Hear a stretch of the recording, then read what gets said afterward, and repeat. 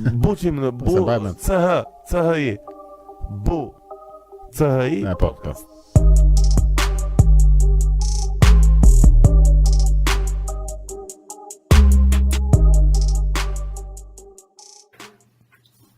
Okay. Mirë se na erdhe. Mirë mbrëma. Që kemi si e? Mirë, si një djeri që supozoj duhet të pushoja, por nuk pushova prap. Si e ti? Zakonisht persona që kanë shumë ide dhe që janë shumë aktiv, do më thënë e kanë të vështirë dhe gjejnë kohë për të qetësuar. Dhe ma mendja që ti je pjesë e tyre. Entrepreneurship nuk është një nga ato punët që mbyll 8-5, do flas pak këtë pjesë më vonë, është komplet ndryshe. Është nga ato punët që të rimëndi aty, do të thënë tani e kuptoj kur thonë të del në ëndër zgjidhja. Jo, është për mendimin tim gjithsesi është më e mirë të dali në ëndër zgjidhja se sa mos të dali fare dhe pastaj të ankohesh pse të ndoli zgjidhja, kështu që. Jam totalisht dakord. Ti si je? Mirë, faleminderit shqyr, edhe gëzohem që më në fund ja dolëm se gjithë ato herë ngatëruam edhe. E vërtet, më në fund. Jo, kanë qenë disa javë kaotike në fakt, sepse unë për momentin kam kaluar full-time freelancer, mendova që do isha shumë e zonja në menaxhimi, por ka vështirësitë e veta. Menaxhimi i kohës domethënë kërkon e kam hasur edhe tek vetja edhe pse nuk jam freelancer komplet, domethënë po janë disa gjëra të vogla që i bër freelancing edhe prapë menaxhimi i kohës është goxha e vështirë, madje edhe për podcastin ndonjëherë nga që edhe personat e ndryshëm kanë orare të ndryshme dhe unë na përshtaten dhe është vërtet ndonjëherë shumë e vështirë të përputhesh. Mirë, Egla, unë jam shumë e lumtur dhe faleminderit për ftesën. Të lutem, kënaqësia është e imja dhe do jetë e imja dhe do jetë edhe e dëgjuesve edhe e shikuesve kur ta shohin. Edhe për këta të fundit të prezantohesh pak kush je, çfarë bën, nëse ka njerëz që nuk të njohin. Po, duhet të ketë njerëz që nuk më njohin akoma. Pavarësisht se po më njohin goxha. E shikoj rrugës që po më njohin goxha njerëz. Ndjes ta mbyll pak se pas. S'ka problem. Atëherë, quhem Egla Shkurta, gjatë e kam Englantina, po duke qenë se në rrjete u njoha Egla dhe bëhet e vështirë edhe për të mbajtur mend, vazhdoj të quaj veten Egla Shkurta dhe njerëzit kështu më njohin. Kam lindur në Sarand. Në moshën 12 vjeçare kam ardhur në Tiranë, kam vazhduar studimet, gjimnazin, shkollën e parë ka qenë shkolla kimi ushqimore. Nuk e kisha fare pasion, thjesht në atë kohë sistemi ka qenë që ti aplikoje me pikët që merje të dilte një shkollë dhe ajo më doli dhe si kryeneçe që isha, sepse doja të tregoja të gjithëve që ja dal dhe vleje dhe mund t'ja dal, e përfundova një shkollë që nuk më pëlqente fare. Por nuk e mbylla këtu, thash duhet mbaroja edhe një shkollë të dytë dhe ime më ka punuar në shëndetësi dhe sugjerimi i saj ishte që u vazhdoja farmaci. Kështu vazhdova dhe farmacin. 2 fakultete që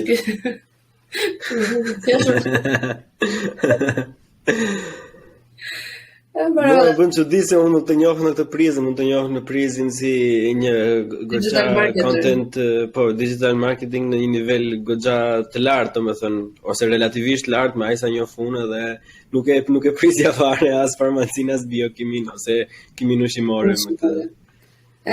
Jeta është e çuditshme dhe mendoj që jam nga ato shembuj që do t'i ndihmoj brezin tani që të zgjedhin të bëjnë gjërat e duhura, pavarësisht se mua më ka vlerësuar gjithë eksperienca që kam marrë në të dy formimet, domethënë më parëshme. Unë pasi përfundova studimet, pa përfunduar ende studimet, isha hetur për punë, isha hetur për të punuar në marketing dhe punova në marketing farmaceutik në kompani të ndryshme, kompani multinacionale, shqiptare. Nuk e dija kam thënë për ndonjë intervistë tjetër, po jam nga ata njerëz që më kanë hequr disa herë nga puna. Jo, domosdoshmërisht është gjë negative. Zakonisht njerëzit që hiqen nga puna, domethënë un kam disa eksperienca edhe të mia, po edhe të miqve të mi rreth meje që zakonisht hiqen dhe njerëz nga puna sepse kanë shumë ide që duan t'i provojnë dhe thjesht po ndën se nuk do që t'ia japi atë hapësirën e duhur. Kur e kthej mbrapa në kohë veten edhe studioj të gjitha ato që ka ndodhur, pa diskutim që mua më ka vlerëtur se nga çdo punë që hiqesha, paga ime rritej në punën pasardhëse. Domethënë unë nuk e shikoja veten si humse dhe mendoj që ka të bëjë shumë me mënyrën si e shikon ti veten. Se nëse dikush e merr si dështim të madh heqjen nga një punë, do t'i prish i punë vetes, mendoj unë. Dhe mua më ka ndihmuar ai fakt sepse sa herë ndodhte kjo unë përmirësohesha, shikoja çfarë duhet të përmirësoja te vetja, kush ishin për zgjidhja, isha në kushtet ku unë për zgjidhja se ku do punoja. Kam marrë një eksperiencë shumë të mirë në kompanitë farmaceutike. Sidomos në ato multinacionale, sepse mësova dhe frymën e të punuarit në ekip, trajnimet. Ndjes, se më duk se... Jo, s'ka problem. Thjesht dohet për ka shumë persona me tyre edhe unë, domethënë që mundohen ta kuptoj marketingun në një ose ta kuptoj në komplet, domethënë në gjithësi dhe ndonjëherë është pak e vështirë dhe nëse ke ndonjë si të themi definicion të përcaktuar se çfarë është marketingu si fenomen ose si profesion dhe çfarë bën marketingu, çfarë shërbime ofron. Tani të flas për marketingun në përgjithësi, definicioni që do ishte më i thjeshtuar janë metoda të cilat marketuesit i përdorin për të evidentuar cilësitë e produkteve apo shërbimeve që duan të shesin. Tani marketingu që bëj unë është marketing digital, domethënë digital marketing. Nuk ndryshon shumë nga marketingu, se pak a shumë të njëjtat metoda janë, e vetmja gjë që ndryshon janë kanalet e komunikimit. Nëse më parë kanalet e komunikimit më të njohura ishin televizioni, YouTube, se ka qenë më herët i njohur. Më vonë me kalimin e kohës ne kemi parë që kanalet e komunikimit që përdoren më shpesh janë dhe rrjetet sociale, sepse ne e kemi gjithë ditën këtë mjeti në dorë. Dhe ne marketuesit kam më shpëtim nga ajo. Nuk e di atë ndos ty, po mos të kem telefonin afër, kam një kështu marrje fryme, domethënë. Edhe kjo ndodh për të gjithë njerëzit, e ne tani çfarë po bën gjithë botat, gjithë kompanitë, po bëjnë këtë që janë afruar njerëzve në telefonat e tyre me të gjitha metodat. E shohim kudo, domethënë, sa kuptojnë pjesa e marketingut është gjithë këto adsat, gjithë këto reklamat që ne shohim, domethënë janë në lidhje të drejtë për drejtë me marketingun, me këto analizën e datave dhe si kategorizohen klientët e tjerë që je gjatë gjithë kohës i përballur me reklama të ndryshme që ndonjëherë janë të drejtë për drejtë për interesat e tua që i ke kërkuar me ndonjë makineri kërkimi si Google apo të tjera, po edhe ndonjëherë që s'ke kërkuar fare. Edhe ato që ke folur. Që kalojmë çik te teoria konspirative, pastaj që edhe kur nuk i kërkon, po thjesht i flet edhe të dalin në reklam. Nuk është as konspirative, sepse praktikisht ka jo kompjutere, ka programe të cilat praktikisht na dëgjojnë gjatë gjithë kohës. Ne ndoshta jemi të rëmbur në fillimet tona se tani po na përgjojnë për çdo gjë, sidomos mosha e tretë kur shikonin që i dilte një reklam, një ads lidhur me diçka që mendonin, panikoseshin dhe me të drejtë, sepse imagjino se si të duket që të dëgjojnë gjatë gjithë kohës.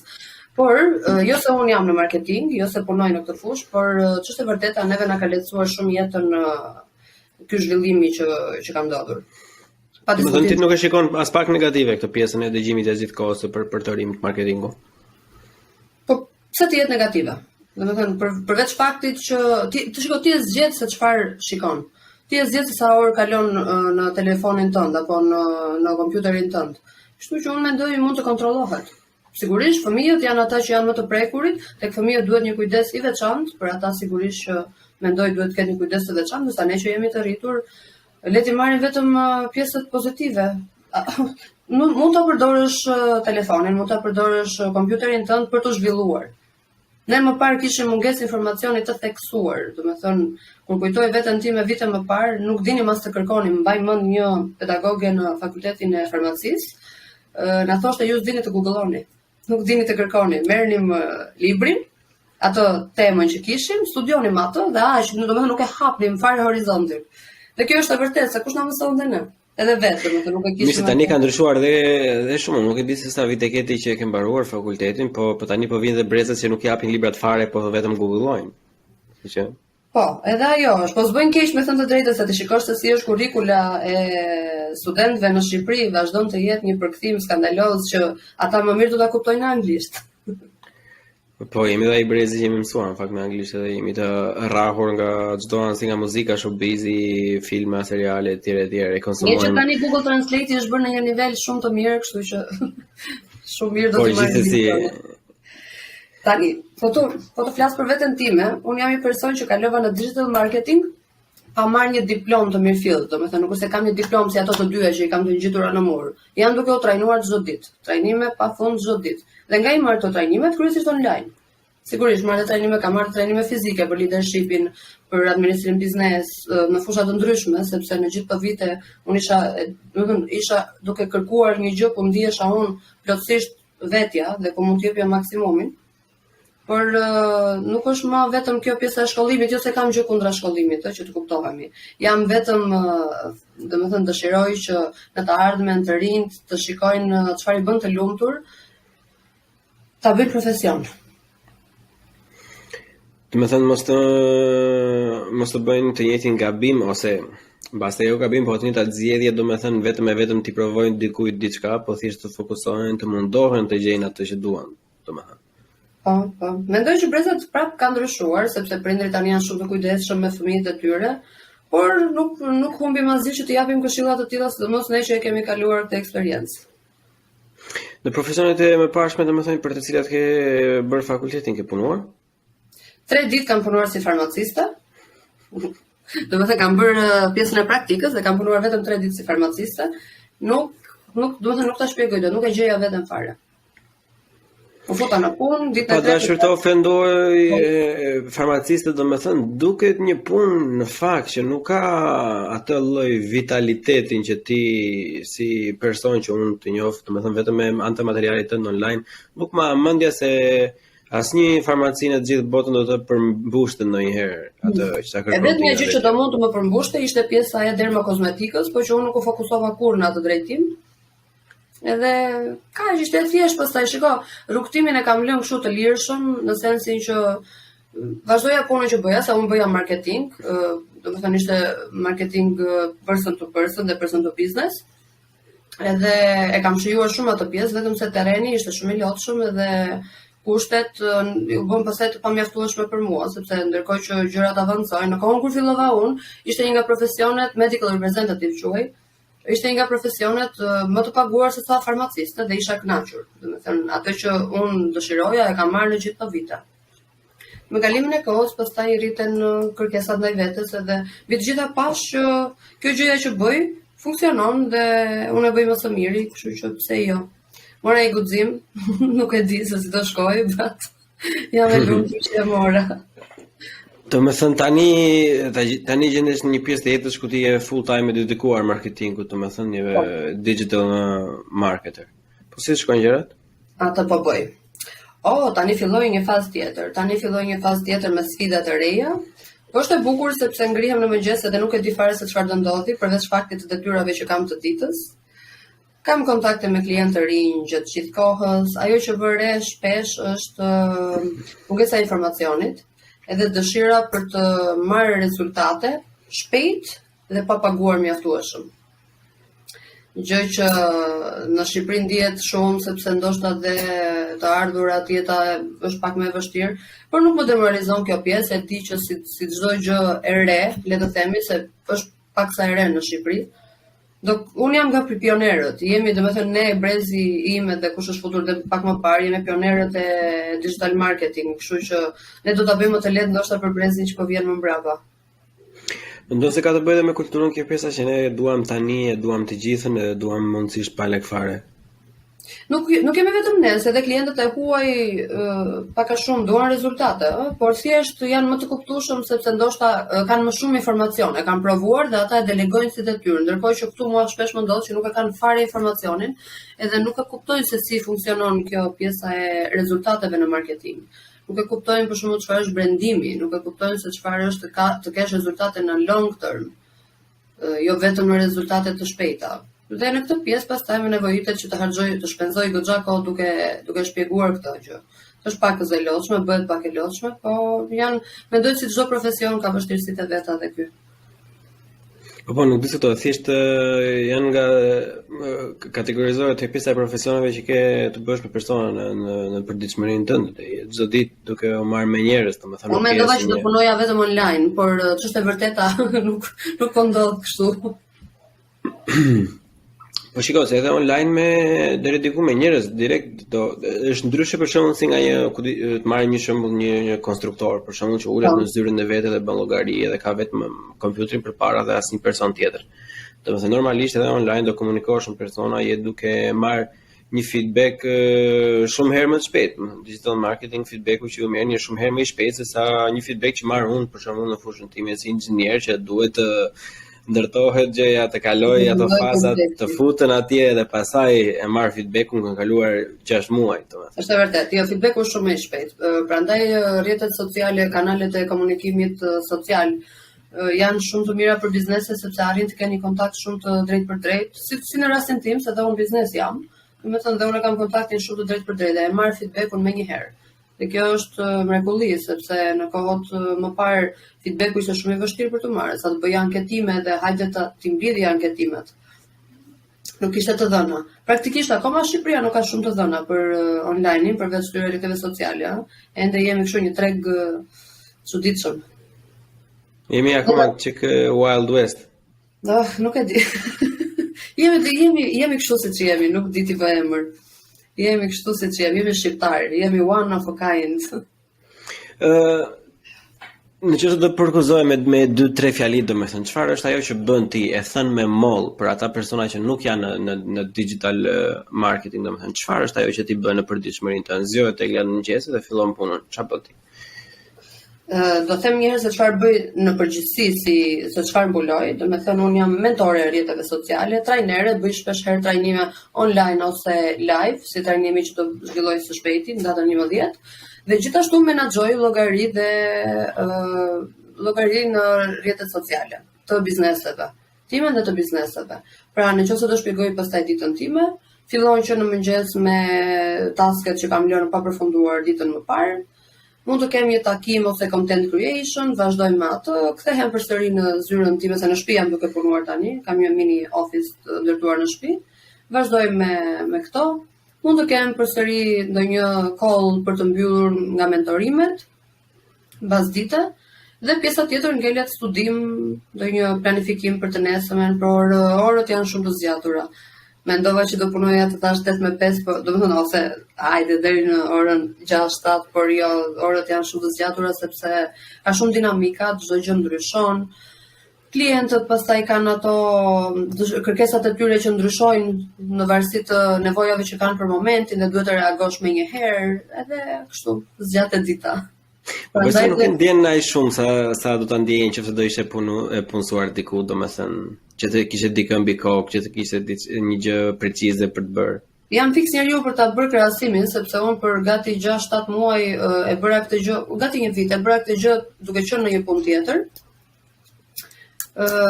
Sigurisht që ndjesia që ke kur ti bën punën tënde, kur je your own boss, është shumë e lezetshme, por përgjegjësia është e madhe.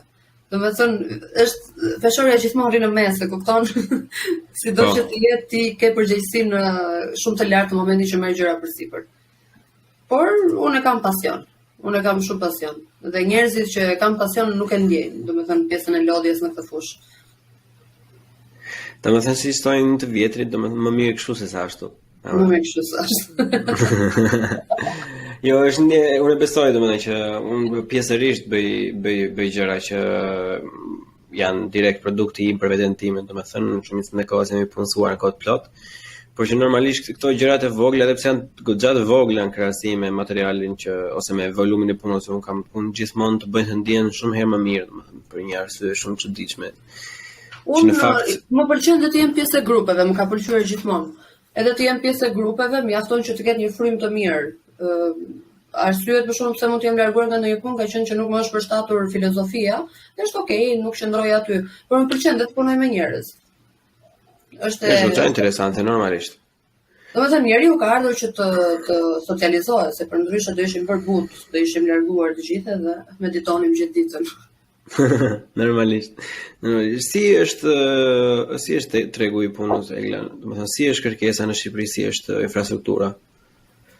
Shiko, kërkesë ka shumë. E vetmja gjë që unë has është kjo pjesa e pagesave që të gjithëve ju duket shumë e çuditshme sepse ka dhe të rinj që ofrojnë me pagesa shumë të ulta për të mësuar Dhe ata ndoshta duan që të provojnë me atë lloj pagese, por mua është okay, them okay, provoje në një moment të dytë kur e shikoj që nuk funksionon, text me ose më kontakto. Këto ka vështirësi, treg ka pafund, domethënë unë kur i futem tani kur shikoj bëj një studim për ndonjë biznes të ri që më ka ardhur dhe shikoj kompetitorët, gjetet tek ata gjëra për të përmirësuar dhe them as sikur ta merja në dorë. Ta rregulloja, treg ka, por është kjo pjesa domethënë e rrëmujës së momentit, që mendoj me kalimin e kohës do marrë drejtimin e vet. Do ta kuptojnë gjithse cili prej tyre se sa nevojë, domethënë kur të japin rëndësi kohës së tyre, do e delegojnë edhe besoj do jetë okay. E kuptoj. Normalisht gjithmonë kur ka treg pune kërkohet edhe një sasi e përcaktuar punëtor, që më sa kuptoj unë domethënë nuk më hamendja se ka mjaftueshëm digital marketer në Shqipëri domethënë. Në fakt po trajnohen shumë, po mësojnë shumë dhe mirë bëjnë. Ka digital marketer janë shtuar, domethënë se është përdorur edhe si shprehje dhe nuk dua ta përdor tamam termin, po jemi shtuar shumë dhe mirë bëjmë. Sepse ku e dëgjova një ditë nga një vajzë marketuese dhe ajo i kishte bërë përshtypje fakti që dikush i thoshte jeni shtuar shumë ju vajzat se kryesisht janë vajzat e social media, domethënë menaxherët e rrjeteve sociale, po unë ku kujtoj veten time ose edhe tani, profesionet më të ndjekura, unë për shembull në fakultet, në klasë kisha në grupin tim, kisha 120 student. Le të themi që 120 dilnin në vit nga farmacia. E kupton sa farmacist ka, domethënë, a kemi nevojë për aq shumë farmacist? Fjala bie se Asnjëherë. A kemi nevojë për aq shumë ekonomist? Ne nuk kemi punëtor të gjërave, nuk e di, hidraulik, shërbime që kemi shumë nevojë. Jo, u bë vite që nuk kemi hidraulik. Kemi hequr rëndësinë punës. Neve edhe unë vet, jo ne, edhe unë vet e mendoja veten time përpara se të shkëputesha nga puna, po dëgjoj po statusi që ke kur je i punësuar, domethënë realisht edhe brenda meje më ndikon te ky fakti që se kem atë statusin. Who cares, domethënë çfarë rëndësi e ka. Kur do vi ajo ditë që ne të bëhemi si pjesa e amerikanëve, se në këtë pjesë ata vërtet që duhen vlerësuar, ku ata edhe partnerin, edhe shokun, edhe nuk e di, miqtë e tyre, nuk i zgjedhin në varësi të profesionit. Neve dhe kafet i pim vetëm me njerëzit e fushës tonë. Mamën, kjo është si ta themi, është një lloj dokurie që ndodh zakonisht në vendet që janë deri diku të prapambetura, që kanë pak varfëri, domethënë edhe normalisht që janë ato gjykime, paragjykime, dhe jo vetëm se ata që janë të shkolluar nuk dalin me qef me punëtor, po edhe punëtorët thonë që jo, nuk dalin me ata. Domethënë nga të gjitha anët është një lloj ambienti inflamator, domethënë që i ndan pak nga njëri tjetri, që s'duhet të jetë në fakt, sepse nuk është se funksionon në vendet që kanë ecur përpara, siç ti e përmende, por jo vetëm njerëzit takohen bazë të vlerave humane në radhë parë dhe pastaj më vonë interesave të pastra siç janë komunitetet që ne do qëndrojmë, janë komunitete që jemi në të njëjtat fusha, pa diskutim, por kjo pjesa e gjykimit që përmende është goxha e theksuar. Unë ndoshta nuk e ndjej shumë se jam që ke shkëputur në sensin që bëj punën time, takoj njerëzit që janë në fushën time dhe nuk e ndjej shumë më tani, po më parë shikoja shumë prezent. Dhe imagjino të kisha unë frikën e të pasurit statusin e të qenurit në punë, imagjino se si duhet të jetë për dikë që nuk e ka as informacionin, domethënë është gjëno. Të vjen keq. Normalisht është e frikshme sepse jo vetëm që krijohet ky lloj izolimi, domethënë që mund të jesh vetëm për hobi, po krijohet edhe një lloj izolimi për eksperiencat më vonshme, domethënë sepse këto lidhjet në ndër fushat, domethënë profesionet të ndryshme, në të ndryshme janë një pjesë e madhe që çojnë edhe në një upgrade ose një update të punës së njërit, nëse një person ka një profesion caktuar që si në rastin e fakultetit nuk është shumë i kënaqur, njeh dikë tjetër që nuk ka lidhje fare, por që i pëlqen dhe mund të zbuloj shumë gjëra interesante nga vetja dhe normalisht duhet të rish me të gjithë, domethënë, duhet të përzihesh me çdo kënd sepse gjithë secili ka diçka për të ofruar. Pavarësisht se tingëllon ndonjëherë shumë budiste, shumë fjalë librash, por që është e vërtetë që duhet të përzihesh me shumë njerëz. Po fjalët e librave janë okay, domethënë ka shumë dije aty brenda. Vërtet që secili nga ne ka diçka për të ofruar. Qoftë të mira apo të keqa. Nëse ka një gjë që unë kam mësuar nga rrugtimi im tani është të duash dështimin. E vështirë për ta bërë. Është e vështirë për ty. Si do e shpjegoj një 18 vjeçari Diegla? Të duash dështimin, ta kërkosh ose ta për ty është ta. Do e shpjegoja në momentin që të duket sikur të ke arritur fundin, në atë moment je gati duke u ngjitur. Domethënë vetëm bëj durim dhe qetësohu. Unë të paktën I kam përjetuar me shumë ankth momentet kur kam pësuar setbacks. Ndërkohë që jeta më ka treguar me kalimin e kohës që nuk ishin setback, ishin përkundrazi. E ke parasysh atë shprehjen të mbyllet një derë dhe të hapet një derë tjetër, kështu është dhe kjo, realisht. Po e zëm, unë jam 18 vjeç, unë e dua tani. Unë nuk dua të dështoj, unë dua të fitoj. E dua tani edhe. Tani e kuptoj unë, të 18 vjeçarët e kanë mendjen tek paraja, mani dhe ju është bërë kështu, domethënë mani. Nuk vjen mani nëse ti nuk ndërton eksperiencë jete, domethënë eksperienca vjen duke të dështuar. Prandaj e them që të duash dështimin. Të duash dështimin se po nuk dështove do bësh delirant, do fluturosh, do mendosh që sidomos kur je 18, do mendosh që po ti je më I miri, ndërkohë që jo, në botë dhe rreth teje ka njerëz shumë të mirë, të cilët ti duhet I përdorosh për të frymëzuar, as të xhelozosh, as të krahasosh veten, për të frymëzuar, shiko se si veprojnë të tjerët, shiko se si kanë ecur, shikoj në këtë këndvështrim.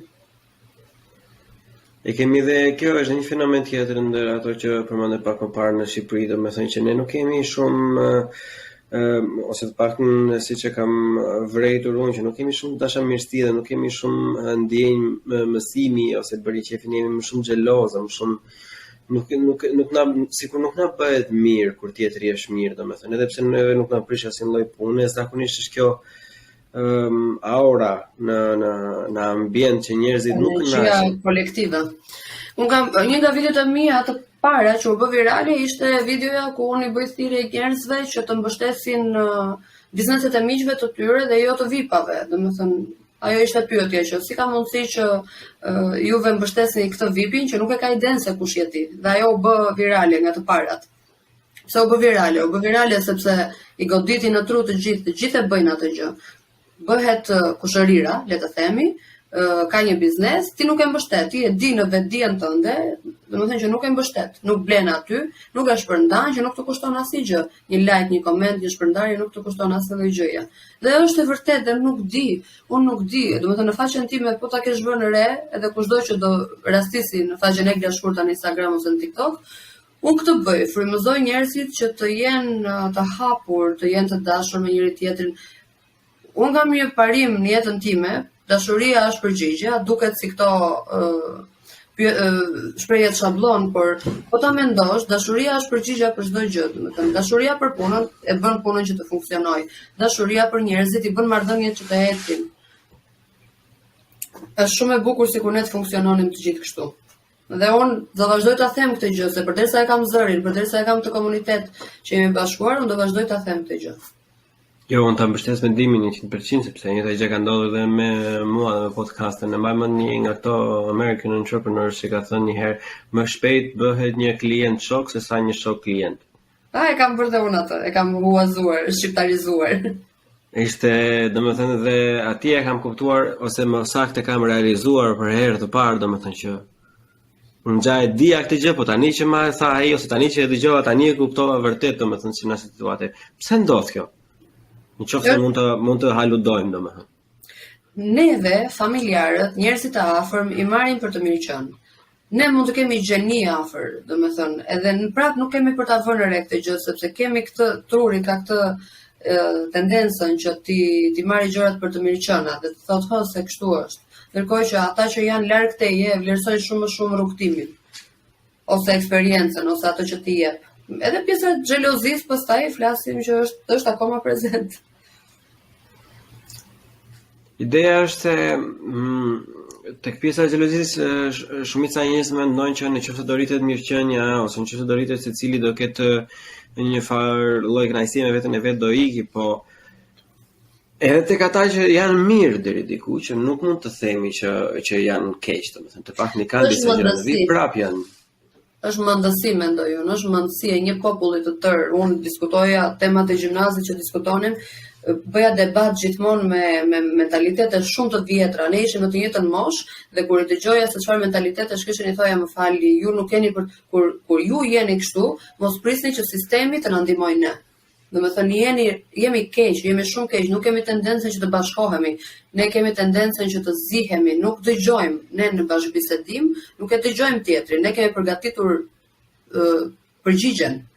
Po të shikosh dy shqiptar, se kur flasin me njëri tjetrin, nuk vazhdon biseda e rrjedhshme që ti mos ta kuptosh i ikin orët. Jemi domethënë gati për luftë, për të përplasur idet. Kemi qef të kemi të drejtë. Është një çik kjo. Po çfarë të bëjmë për ta zgjidhur se mos e dim që është. Po kjo është ideja, se unë e kuptoj, shumica jonë domethënë futet në argument me përfundimin në kohë, domethënë pa argumentin, pa debate, thjesht futet me përfundimin edhe çdo gjë që të dalë ky përfundimi. Pa një mendje të hapur, domethënë që ne në diskutim ti mund të kesh të drejtë dhe patjetër që mund të kesh të drejtë, po të paktën të dëgjoj. Mund të mos e ndryshosh bindjen, po të paktën ne nuk respektojmë mendimin e tjetrit. Është një fenomen shumë rëndom. Është një fenomen që unë e has shpesh herë, domethënë edhe në debatet që ne krijojmë me të ftuara të ndryshëm, por edhe në Twitter Space që bëjmë që diskutojmë me shumë persona, domethënë që ke ndonjë ide ose ke ndonjë ide tënde, ndonjë fjali tënde, domethënë që si mund të zgjidhet, si mund të tackle, si ta kapim këtë problem që ta mundohemi ta shuam, se ta heqim nuk e heqim dot, por të paktën ta zvogëlojmë. Edukimi. Të gjitha këto i sjell ignoranca, mendoj unë. Se fjala ignorant ne e përdorim si sharje, por jo, është mungesë informacioni. Të lexojnë, të hapin mendjen, lehtësimi të hap mendjen. Unë nuk e di, domethënë a lexojnë më shqiptarët, por nuk shikojnë më të lexojnë.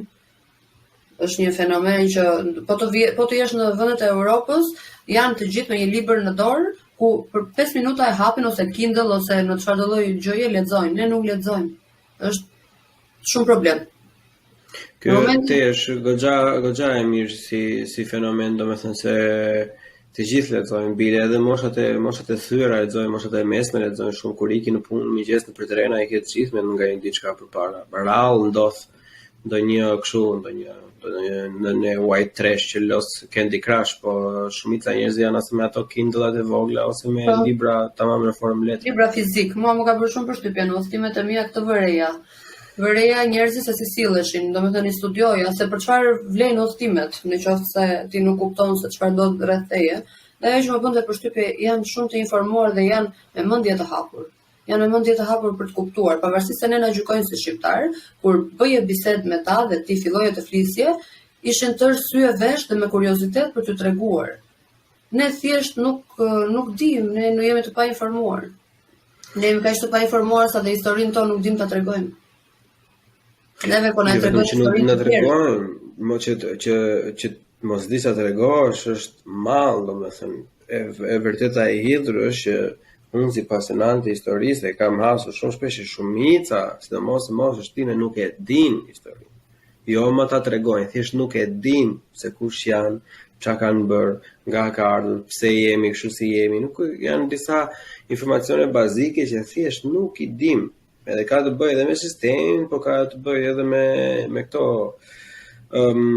le të themi programe, media e tjerë, këto oferta televizive që paraqiten, domethënë nuk janë atje ku duan. Nuk ka faj media në ato, se normalisht media do shesi atë që shitet, atë që ecën. Edhe media ka faj. Si nuk pas ka faj media, domethënë se tani do të dalë vetëm atë do e vërtas. Si nuk ka faj media kur nuk bëhet asnjë program, unë realisht unë ndjej të nevojshme që të ketë programe ku njerëzit të tregojnë aftësitë e tyre, të ketë më shumë talent shows. Domethënë, po të hapësh televizionin te ne ke vetëm drama. Nuk shikon kaq. Një pyetje të bëj këtu që ta bëjmë çikën pikant. Një pyetje të bëj unë. Pse do të bëj media? Unë jam një mendim me ty, po thjesht të bëj avokat në djallit tash.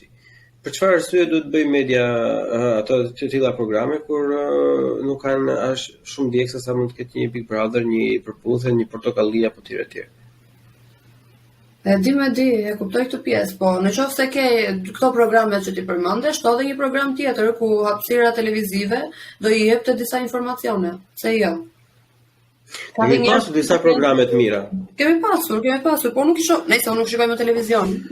Kot që të ti analizoj, por kam parë mungesa në kohën për shkak kur unë kam qenë adoleshente, s'kishte programe. Nuk kishte asnjë aktivizim, nuk kishte, domethënë, merja pjesë në forume, mbaj mend, merja pjesë në përsa organizata, të cilat literalisht ishin vetëm për të fshehur marrjen e këtyre buxheteve. Asnjë gjë nuk bëhej reale.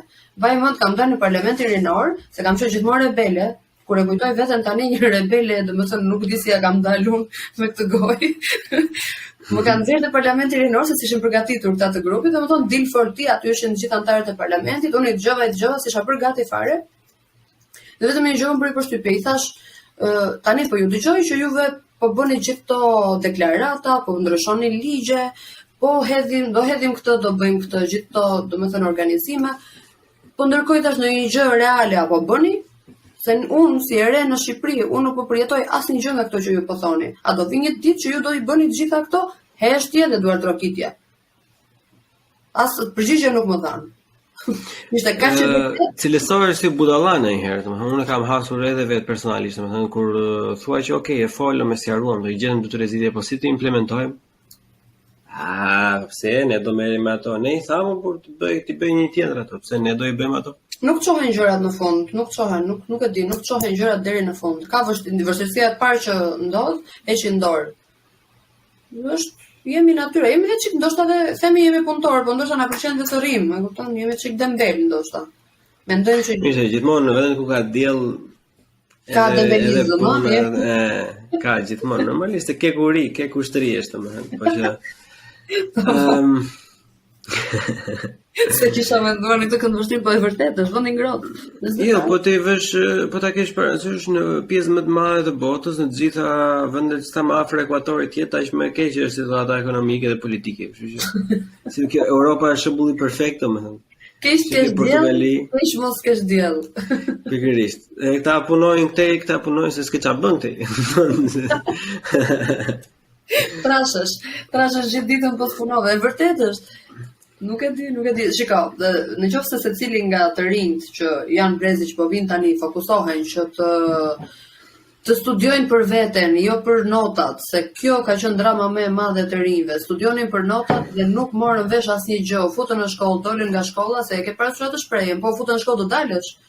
Po a nxurë gjë, domethënë, more ndonjë gjë nga kjo shkolla? Jo, mjafton letra, mjafton që ke një notë që tregosh që e morë dhe në sistemi është shumë i vështirë. Në kiminë ushqimore ku isha unë në fakultetin e shkencave, mbaj mend u ngritën një herë studentët kur unë kisha ikur, por shkova që po merrja disa dokumenta, ata ishin në protestë dhe e di çfarë, nga shkolla u hoq profesori që i ndihmoi të organizonin protestën. Domethënë këtu të mbyllet goja, ç'është e vërteta.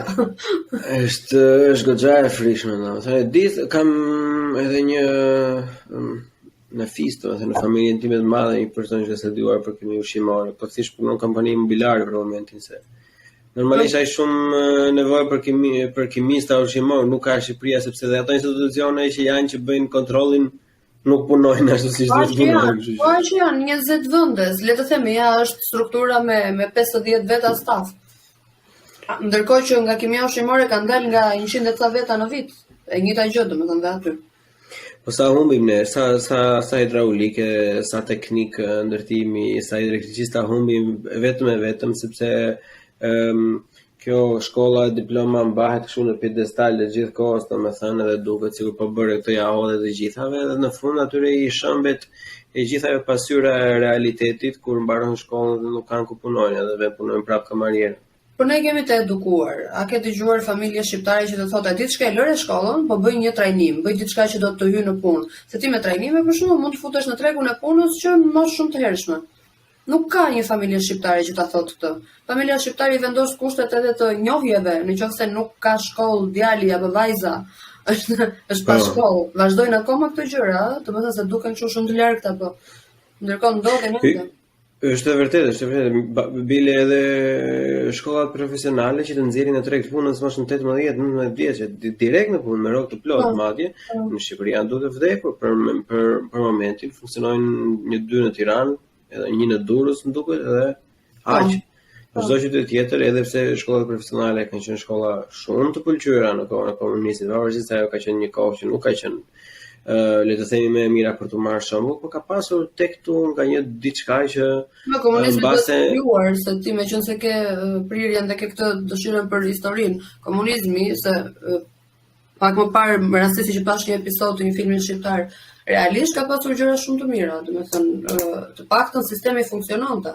Pavarësisht se ka pasur sistemi shkollor ata kanë pasur vërtet shumë të mirë, domethënë kanë pasur kritere të larta, ka pasur edhe një shpërndarje sipas tregut. Unë kam dëgjuar këtë kohë të fundit në një intervistë Albin Kurtit, ai po mendoi të përshtaste vendet e studentëve në shkollë t'ia përshtaste tregut të punës në Kosovë, se kishin të njëjtin problem ata që kanë ekonomistë pafund atje, domethënë, por nuk kanë asnjë lloj gjëje tjetër që i duhet, janë të gjitha vendet hapur bosh edhe vinë nga Maqedonia, vinë nga Malizi, vinë nga Shqipëria, që pse kur është mundësia të tjerë të rinë pa punë. Jo, ne diskutojmë vërtet kur kemi qenë në fakultet, që ore si ka mundësi që këta vazhdojnë e lënë të hapur, sepse nëse do ishte i mbyllur sistemi në atë kohë për farmacin për shembull, unë nuk do aplikoja për të futur në farmaci, do kërkoja diçka tjetër, do bëja marketingun që e kisha pasion. Si është mënyra e shkollimit për marketingun në momentin që ne flasim tani, mund ta studiojnë njerëzit në shkolla apo si funksionon në Shqipëri? Digital marketing besoj që jashtë, sepse në Shqipëri nuk është se ka 1-2 fakultete janë, me sa di unë, një privat, ndërsa në shtet ka, po që nuk janë kaq të specializuara, kaq të profilizuara. Merr një profil të përgjithshëm në marketing. Unë po mendoja pak më i specializuar, ose le të themi jo më i specializuar, por pak më praktik, se të bësh marketing në drast të zezë është një çika absurde si gjë. Të gjithë fakultetet në Shqipëri, se unë kam prekur goxha, janë vetëm teorik. Janë teorik dhe mungon shumë praktika dhe po të shikosh studentët kur dalin janë pa informacion fare, domethënë nuk din ku të shkojnë. Unë nuk e harroj anktin që përjetoja vetë kur kam mbaruar fakultetet. Që fakultetet e mia ishin prapë me shumë praktik, se ne kishim laboratore pafund dhe pjesa laboratore dhe pjesa praktike më shijonte shumë. Por kur dola, më dukej vetja, domethënë, o zot, ku të shkoj, një lloj ankthi për jetën, që çfarë do bëj tani, se kur je rritur me kërkesa në një familje ku prindrit janë duke ecur gjatë gjithë kohës, duke u zhvilluar, ti rrit shumë kërkesa ndaj vetes. Dhe thoya, po tani çfarë do bëj? Dhe futa marketing. Është vërtet e frikshme. Bile ti ke qenë me fat deri diku, normalisht është aftësia jote që e ke provuar dhe e ke marr hapin, domethënë, po ka dhe pak fat aty që ke edhe tipi që e merr hapin dhe i e futur asaj dëshirës tënde. Nuk jam dorëzuar. Se ka shumë persona për shembull që e thjesht heqin dorë. Edhe ka nga familja, nga rrethi shoqëror, thonë që hëmë do fillosh tash po hëmë se bëre shkollën, po se bëre këtë, hëmë se ashtu dhe e ulin e mbajnë të lidhur gjatë gjithë kohës. Jo, nuk e kisha si opsion unë të hiqja dorë. Nuk e mendoja dot fare. Është dhe me natyrë në fakt, po që si mund të heqësh dorë nga gjërat që do të arrish. Nuk e imagjinoj dot, nuk e kuptoj njerëzit. Ashtu nuk e imagjinoj dot, po kam pak vështirë t'ia shpjegoj personave që pse ne mendojmë kështu. Pse ne mendojmë që pikërisht kjo është mënyra e duhur. Po mirë, të ecën më mirë duke hequr dorë? Po ata thonë mirat, do jemi në punë, vëm punë, ham vëm, ikim në punë, ai në rregull. Ç'është vërtet, se ndoshta neve ngrëm dhe shumë pritshmëritë e njerëzve. Nuk janë gjithë lidera. Në fakt, ka dhe njerëz të cilët duhet të punojnë diku, të punësohen dhe të bëjnë punën shumë mirë. Unë jam me këtë që kur je i punësuar diku bëj punën shumë mirë. Në qoftë se je do të fare. Se pastaj lidera nuk e kanë të gjithë aftësinë dhe kjo është shumë e vërtetë. Ti mund të trajnohesh, mund të specializohesh, por ti ke frikë të flasësh publik. Ti ke frikë, domethënë, të dalësh të takosh klient, të bësh takime me klientë, nuk ja del dot. Fjala bie e nisa nga fusha ime. Domethënë, pa diskutim që do e kesh të vështirë. Dhe ata do rinë aty në atë pozicionin që dikush tjetër do i bëj këto për ta dhe do gjej punë. Po. Nuk është të thonë që të jemi të gjithë të parët, se ne shqiptarët të kemi problem. Duam të jemi të gjithë të parët.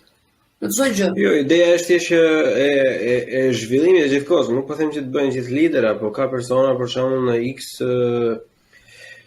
një kimist ose një biolog që është i mirë, thjesht kënaqet me atë që ka përballë, kur ka persona që në jetën reale i njoh që kanë goxha shumë kapacitet dhe kanë goxha shumë njohuri dhe vetëm një hap të vogël që të ndërmerrin një trajnim tjetër, domethënë ata në punë të punësuar do ishin prapë, po do i rriste të ardhurat me ku dëgjon me 3-400 euro, 500 euro në muaj më shumë, vetëm sepse do kishin diçka më tepër. Edhe këta persona nuk e kuptoj dot pse nuk e marrin të lloj hapi, e kupton? Kjo më duket pak e çuditshme. Janë bllokime, unë mendoj që hyn shumë pjesa edhe shpirtërore. Duhet të bësh punë me zhvillimin personal përpara se të jesh gati dhe për të punuar. Unë i referohem vetes time, unë kam lexuar për 7 vite, 7-8 vite kam lexuar një libër në 2-3 ditë. Isha etur për zhvillimin personal dhe mendoj që ato më kanë ndihmuar shumë, se ndryshe nuk përballoj realitetin, se ti fillon e shikon botën me atë prizmin e mënyrës se si je rritur. Nuk po të them që jemi rritur keq, po edhe aq mirë nuk jemi rritur me mundësinë, domethënë, kështu që mundësinë ti mund ta ndryshosh. Edhe rasti që ti përmende, nëse një person ka mundësinë që të rrisi pagën e tij me 300 euro dhe çfarë, qoftë duke ndryshuar një punë, qoftë duke bërë një trajnim, pse jo? Ço të pengon, domethënë, pse jo? Unë këtë gjë nuk e kuptoj. Nuk e kuptoj dhe prandaj e frymëzoj gjatë gjithë kohës dhe i tregoj shembullin tim. Unë jam me parimin që ndonjëherë fjalët janë të tepërta, ndonjëherë shembulli flet. Dhe kam zgjedhur që të flas, domethënë, por të flas edhe me shembullin tim. Çfarë është entrepreneur se shumë unë nuk e di se si thonë në shqip kësaj. E thon drejtë, jo se nuk mendoj që ka një fjalë të definicion. Nuk është as biznesmen as sipërmarrës, asnjë nga ato dyja s'është. Asnjëra nga të dyja s'është. Është një person që ka marrë një iniciativë të vetën personale që të ofrojë ekspertizën e tij në treg. Si është tregu në Shqipëri i entrepreneurëve? Sa përqindje me hamendje se nuk pretendoj që mund të kesh statistika përpara aty, domethënë si gazetare, po me hamendje tënde me aq sa shef ti, domethënë sa mendon sa persona janë entrepreneurs ose freelancer në Shqipëri? Nuk ka shumë, janë pak. Me shifra, me statistika nuk e di, nuk mendoj që ka në Shqipëri statistika të tilla se jo gjithë janë të regjistruar, por janë shumë pak. Prandaj them që jemi pioner entrepreneurët në Shqipëri. Si duket trendi? Mendon se do jetë diçka që do eci shumë apo është thjesht një rritje e vogël statike? Do eci si pjesa entrepreneurship apo pjesa digital marketing? Të dyja. Me këto ritme që po ecën bota me inteligjencën artificiale që po zhvillohet kaq shumë me Shqipërinë që pa diskutim ka përmirësim shumë të madh se e bëm shumë, domethënë po themi vetëm gjëra të këqija, por ka dhe gjëra shumë të mira që neve, domethënë, ne kemi ndryshuar goxha nga Shqipëria që kemi qenë para disa vitesh. Unë mendoj që ne gjithmonë e më shumë do shtohen entrepreneurs. Pas pandemisë, sjelljet e njerëzve kanë ndryshuar. Vërtet që nuk duan më që të jenë vetëm në një punë statike të dikush tjetër, duan të provojnë sa më shumë gjëra, do dështojnë, do mësojnë, do rriten, disa do durojnë, do dalin të rinj, po unë mendoj që do jetë gjatë gjithë kohës në zhvillim. Do ketë të rinj pra që do ketë dëshirë që të provojnë pasionet e tyre, po njoh çdo ditë, në fushën time më rastis tani që të bëj networking me të rinj të cilët kanë ëndra dhe kanë ca ide brillante, por infrastruktura e Shqipërisë është akoma e vështirë dhe sa herë më rastis që t'i takoj, ajo që unë mund të bëj dhe e bëj me kënaqësi shumë të madhe është që vazhdoj, frymëzoj të vazhdojnë, domethënë mos të heqin dorë dhe të gjejnë mënyra sepse pa diskutim diku ka një mënyrë që t'ja dalin. Kjo është ka vler ari, domethënë është Goldwert, i thonë gjermanët, po shiko, elefanti në rum është pjesa e femrave në biznes. Nuk mund ta anashkalojmë, sidomos në ambientin shqiptar, domethënë mua më bie rasti të flas me shumë persona që kemi femra, jemi të diskriminuar, nuk kemi njerëj, nuk kemi hapësira etj. Ti sipas eksperiencës sënde si e shikon? Është gjë e shikon si pozitive të jesh femër në atë biznes apo e shikon si negative? Në social media marketing, për pjesën e menaxhimit të rrjeteve, mendoj që të jesh femër të jep më shumë lehtësi sepse ne njohim shumë pjesë, ne njohim bukurinë, njohim shumë fusha dhe jemi dhe më praktike dhe më elastike. Domethënë në fushën tonë është një plus. Ndërkohë që vazhdo. Ndërkohë që në kompanitë ku kam punuar, sigurisht që ka pasur vështirësitë e veta, Një gjë që vija re ishte që meshkujt përgjithsisht paguheshin shumë më shumë se sa femrat, domethënë në Shqipëri vihej re kjo. Në sektorin privat, se në sektorin shtetror unë nuk kam punuar ndonjëherë dhe besoj që janë pagat standarde për të gjithë. Ne kuptoj. Po kur thua që paguheshin më shumë për në të njëjtin pozicion, në të njëjtin performancë. Për të njëjtat pozicione pune, po. Për të njëjtat pozicione pune, meshkujt paguheshin më shumë. Sepse dilli që bënin ata në fillim, mendoj që ndikonte shumë, se në kompanitë private nuk është se ka një standard pagash. Praktikisht i diskuton pagën tënde. E vën në diskutim, domethënë, bën një deal në fillim. Ne kuptoj, po në qoftë se e trajtojnë si problem, domethënë kujt i bie pesha? I bie pesha personi që të negociojë një pagë më të mirë apo institucionit? Personit, për shembull, këshilla që ju jap të rinjve që janë në fazat e para të intervistimit, është që gjithmonë ta diskutojnë pjesën e pagës edhe ta kërkojnë. Sepse po të jetë për punëdhënësi pa diskutim që do dëshirojë që të paguajë sa më pak. Domethënë që ta kuptoj unë, domethënë në shumicën e kohës punëdhënësit e mundohen të paguajnë sa më pak, domethënë, dhe fatkeqësisht tek pjesa e femrave kanë më të vështirë të negociojnë pagën, po thua. Mendoj që dhe nga natyra e femrave që janë më delikate, më të kujdesshme, sidomos në raporte komunikimi, ndikon kjo pjesë. Që duhet të mësojmë me faktin, domethënë, do të jenë çik harbuci, ne jemi çik harbuci, më jemi çik më shumë kafsh, domethënë, dhe jemi duhet të jenë më të konfrontues. Duhet të trajnohen për këtë gjë. Para se të hysh në një intervistë pune, ajo që unë e përmenda që në fillim ne nuk dim të googlojmë. Googullo si bëhet një intervistë pune, cilat janë pikat e forta, të mësosh se domethënë bëj një trajnim për vetbesimin për të folur në publik, nëse të mungon kjo, vetëm kjo në aftësitë tua, sepse që aty fillon që të negocimi pagës. Nëse ti si i lumtur, në atë punë nuk do rish i lumtur me atë pagën e pakënaqshme. Që aty fillon. Dhe fillojnë peripetësit. Unë flas nga eksperienca ime, realisht, se unë kur kujtoj veten time në eksperiencat e para të punës, nuk e dija se si duhet të sillesha në një intervistë. Në intervistën e dytë, pastaj studiova dhe mësova se si duhet të sillesha. Po shumë njerëz mendojnë Ekla për shembull që pse të merrem me këto. Unë kam studiuar edhe. Do të më hapi rrogën ai sa më takon. Do të themi histori për këtë. Në klasën time në farmaci ishte një studente që e dinte me faqe se ku i binte përgjigjja, formula e duhur, dhe ne në atë kohë ndjeshim keq, nuk thoshim, shiko, kjo i dit deri tek faqja, domethënë ndjeshim ignorant në një farë mënyre, o çfarë do të bëjmë për të dalim, edhe kur dolëm në punë, ajo nuk gjeti punë. Nuk di çfarë është duke bërë tani, por për atë nuk ka një punë. Sot nuk duhet të jesh vetëm ekselent në një fushë të caktuar. Sot duhet të kesh shumë aftësi. Unë e vëre këtë që normalisht është profili shkencor, kjo është e meta e profileve shkencore, kjo është, nuk din të negociojnë, po këtu është edhe si tip klishe, është tip i ka dalë lami që inxhinierat nuk kanë aftësi në këtë pjesë, domethënë, edhe e kemi pasur një kinez, mbaj mend ku kemi bërë para përgatitje këtu përpara se të fillonim studimet, kemi pasur një para përgatitje. Ai ka qenë absolut. E mbaj mend, këta emrin kinez nuk e mbaj mend, po këta ka gjithmonë emra europian dhe emri i tij europian ishte Felix. Edhe Felix ishte ai gjeni sa gjente sinus, kosinus të këndeve pa lidhje, 31 grad, 47 kot, i bënte me kokë.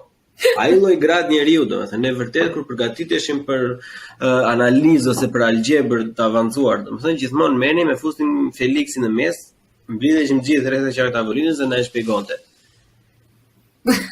Ai tipi domethënë e takova në fund të 2020-s e kam takuar, pra përsëri ishte duke paguar në rrogë minimale matematicien me një 3200 euro që është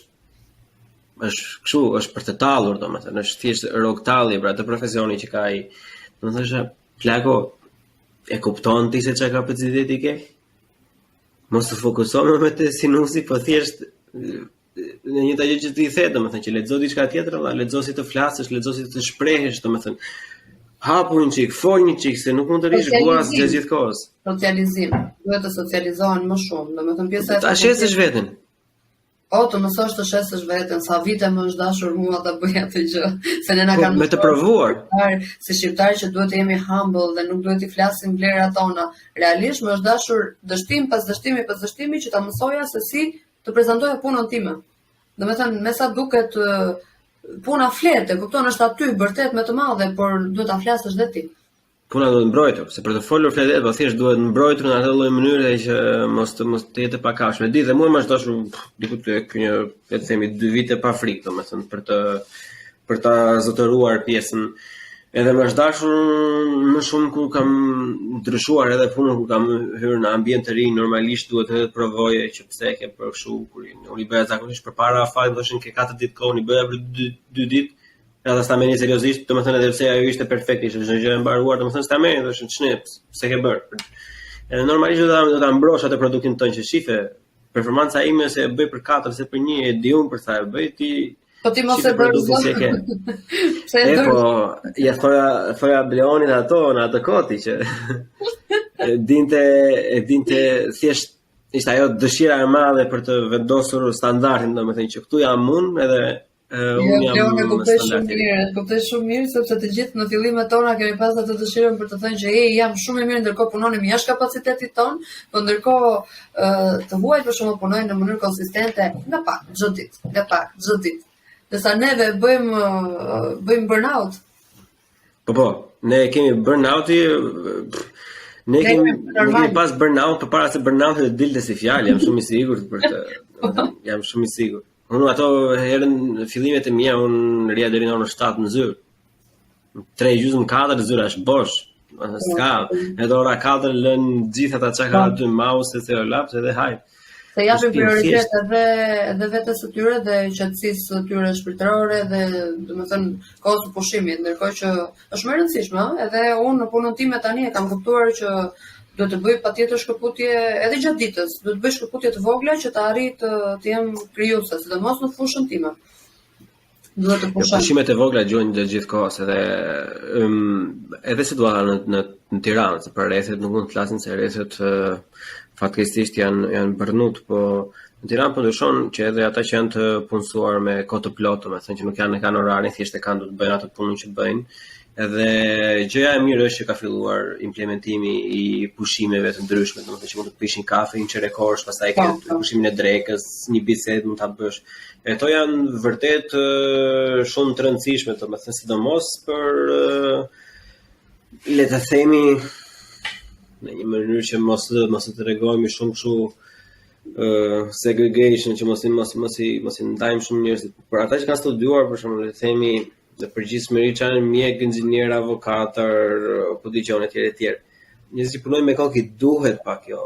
Pjesa se lodhesh, mund të jesh fit nga trupi, ti mund të jesh gati të lozësh kalçeto për atë punë, domethënë se s'ke as pikë lodhje, se në karrige ke. Po, se ekziston ky koncepti që kur punon me mendje mund të punosh gjithë ditën, ndërkohë që trupi pikërisht, domethënë, por në fakt është deri diku në një mënyrë shumë ironike, domethënë ndonjëherë është më e keq lodhja e trupit, nëse ti nuk ke asnjë lloj lodhje fizike, nëse je ngulesh ndonjëherë përpara tavolinës për 7 tetor, ndonjëherë është thjesht më mirë të bëj beton, domethënë, se do të zinte gjumin paktën. Unë praktikoj në momentet kur kam tamam po bëj burnout, filloj bëj gjëra fizike. Bëj ecje, bëj pastrim shtëpie, i futem domethënë ashtu kam dhënë pastrim shtëpie. Duhet të merrem me ndonjë gjë që të mos është shumë e ngjashme, se të besoj profesioni jot dhe profesioni im dhe kreativitet është, por edhe pjesa e trurit, domethënë jemi gjatë gjithë kohës duhet të rrim aktiv me telefona, me pajisje të cilat kanë rrezatim gjatë gjithë kohës. Unë ka një pikpere të vogël në marketing, se jam tek skuadra e marketingut të firma jonë, domethënë. Okay, kështu kupton. Merreni pak me ato pjesën e çfarë duam ne si zyrë inxhinierike, t'ju tregojmë të tjerëve, domethënë. Dhe është e vështirë, sidomos në inxhinierinë ndërtimit, domethënë ndonjëherë është pastaj unë si i ri kam këto ide që shikoj juve, shikoj të tjerë, domethënë që mënyra të reja që nxini vetë e them atyre shife këtë. Jo, po ti dale, Allah, dëgjoj një herë, më le ta them. Janë edhe ai brezi i vjetër që E kanë është shumë mirë që çdo gjë funksionon me kontakt, domethënë edhe shumë mirë që i kanë lidhjet e kontaktit, sepse normalisht industria e ndërtimit është dhe shumë konservatore, nuk është se po flasim për gastronomi. Edhe normalisht që duhet, por unë ecmi gjithmonë që kjo gjëja vetëm në një fitim do ju sjellë se nuk do humbni asnjëherë asnjë gjë nga kjo, domethënë është diçka që është shumë e shëndetshme, por ta thjesht që mos e humb kohën me këto, merru me të tjera, i bëjmë ka kohë për të gjitha, domethënë, po ta ndash mirë kohën, është aty. E kuptoj më së miri këtë po me këtë e nisa bisedën, pra që po thoja për pjesën e klientëve që ende nuk e kuptojnë rëndësinë, se do ta kuptojnë patjetër, po e di kur vinë tek ne, vinë në fazën kur janë shumë në vështirësi. Ajo që unë i sugjeroj të gjithë është mos kërkoni një staf marketingu kur ju jeni në vështirësi. Kërkoni një staf marketingu kur doni të shprehni çdo gjë që ju keni filozofinë e biznesit tuaj, doni të rrisni brand awareness. Sa më parë të mund që më mendja edhe kur nuk e din se çfarë brendi janë, nëse do kishin një skuadër marketingu do i ndihmonte skuadrat që të krijonin identitetin. Identitetin e tyre, pikërisht. Po mirë është ta fillosh me këtë, pikërisht, jo në një moment kur je në vështirësi, sepse pastaj edhe magji nuk bëhet dot aq herët. Edhe e dyta duhet ajo ana kreative, po. Edhe ndje, se dyta është që kompetitorët e tu janë online. Dhe ti je duke humbur. Domethënë kompetitorët e tu kanë filluar të punojnë para teje dhe sa ta marrësh veten ti, se ndërkohë strategjitë, metodat çdo ditë po ndryshojnë, çdo ditë më shumë do bëhen me pagesë, pa diskutim, kështu që derisa të vijë ajo ditë ti mund ta shfrytëzosh, të rritesh. Edhe kompania ku je ti, këtë thua jo. Futuni tani. Jo, themi gjithkohës, domethënë, e kupton, ne kemi disa probleme të vogla dhe ideja është që edhe për ata që fillojnë hapi një kompani, domethënë ideja është që sado i sigurt të jesh që pa u hapur biznesin, mendoj se është pozitive të kesh të paktën një marketues, domethënë që të kontrolloj, të bëj një double check. Pikërisht. Ke gjetur një shablon ose ke gjetur një diçka, një frazë që do e përdorësh si sigël apo një logo, një gjë, merre një marketues, sepse ai ka parë minimumi 10 apo 15 të tjera, domethënë do të thojë që kjo është shumë e mirë, ose kjo është e mirë, ose kjo është e keqe, apo kupton nuk e di se si gjej jo bizneset kur filloi punën. I gjej nuk mbajnë mend numrin e telefonit që kanë vendosur për shembull për aksesimin në rrjetet sociale, nuk mbajnë mend me çfarë emaili dhe ka raste kur ju ikën një vit e ca punë, madje po prisja një klient të më kthente një përgjigje, nuk e dia e ka gjetur passwordin sepse e kishte harruar. E kupton domethënë se kush, domethënë kjo është çmenduri, ti hap llogaritë e bizneseve të tua dhe nuk i mban mend. Po merre një marketing. Çfarë performancë kërkon ajo, domethënë që ta sjellësh atë lloj biznesi prapë në binar. Prandaj duhet të shmangen këto. Unë jam shumë i bindur që këto duhet të shmangen, duhet të kesh gjithmonë dikë, por me këto të pjesme një herë ku dëgjon ta paguash për 2 orë në javë, nuk ka problem. Eksakt. Nuk është se vetëm llogari. Po. Pikërisht, po nuk është se kanë gjithë për shembull edhe ku dëgjon, shumë persona më thonë valla nuk e kanë buxhetin, në rregull valla, po buxhetin për 2 orë në javë e ke. E paguan drejt të hajë. Çfarë, nëse ti je një biznes që s'ke aq lek më njan. Atë si biznes. Mbase s'duhet të jesh biznes. Je biznes, nuk e gati të jesh biznes, pikërisht. Gjithsesi, ajo që bëre është dhe kompani të cilat gjenerojnë edhe kanë fitime, nuk e kanë të llogaritur në trurin e tyre që kjo pjesë është për buxhet për marketingun. Domethënë nuk bëjnë një buxhet marketingu, e mendojnë që çdo gjë do e marrin fitim dhe kjo makutëria pastaj i vë përpara faktit që kompetitorët e tyre e kanë menduar këtë gjë dhe ata po ecin pastaj më shumë se këta. Sepse ishin në rrjetet sociale, po ecnin atëherë me foto dhe me rritje organike, po tani që gjërat kanë ndryshuar dhe janë vështirësuar, çfarë do bëjnë? Nuk e kanë zakonisht shumë bushlla që shumica e bizneseve mamënia që funksionojnë vetëm me të paguajmë rroga, të paguajmë ujëtvita, të paguajmë dhe mallin ose materialin e parë edhe ciao. Që nuk ka gjë më të gabuar, domethënë. Prandaj e këshilloj gjithmonë këtë pjesë, që kujdesuni, domethënë, sepse do i vuani vetë pasojat në një moment të dytë. Dhe ne jemi këtu për të ndihmuar, se ndonjëherë më ndodhi në një moment një zonjë që takova në një televizion duke u lyer tek make-upi, tha, unë nuk kam bërë asnjëherë marketing, tha, sepse i bëj vetë këto gjëra, tha, dhe se si më duket ta të paguaj një person për marketingun. E dëgjova me mendje, i buzëqesha dhe i thash po të bëj një pyetje, po ekonomisten tënde e paguan? Po sa e paguaj ekonomisten? është njësoj, është profesion. Profesion është dhe ai, pastaj se do të punosh ti apo s'do të punosh ti, zgjedhja jote i thash po. Gjithsesi don't judge, mos gjyko. Se si më duket. Janë shumë solid, po ta vësh, janë shumë solid, nuk dalin janë vërtet të ngurtë është fjala e dur. Janë shumë të ngurtë, nuk dalin nga etyrja. Domethënë, po është jemi kokfort goxha, jemi vend kokfort. Nuk është gabuar për disa gjëra, po në këtë rastin që ne po flasim është shumë e gabuar. Shumë e gabuar. Është sigurisht e gabuar. Egla, ku mund të gjejnë dëgjuesit, domethënë? Më gjejnë në Instagram, më gjejnë në TikTok me emrin Egla Shkurta, për momentin jam duke punuar webi, nuk e kam gati, kështu që këto të dyja kanalet kam gati. Gjithsesi unë do i vendose edhe do i vendose të përshkrimi dhe i videos edhe i audios, gjithsesi kudo që të jenë. Të falenderoj shumë. Ishte një faleminderit Egla, më bë jashtëzakonisht shumë qefi që atë dolëm dhe u kënaqë shumë, ishte madje më mirë se sa nga çeprisja. Faleminderit. Do të dëgjojmë një herën tjetër. Deri herën tjetër, kalofsh mirë. Gjithë mirat.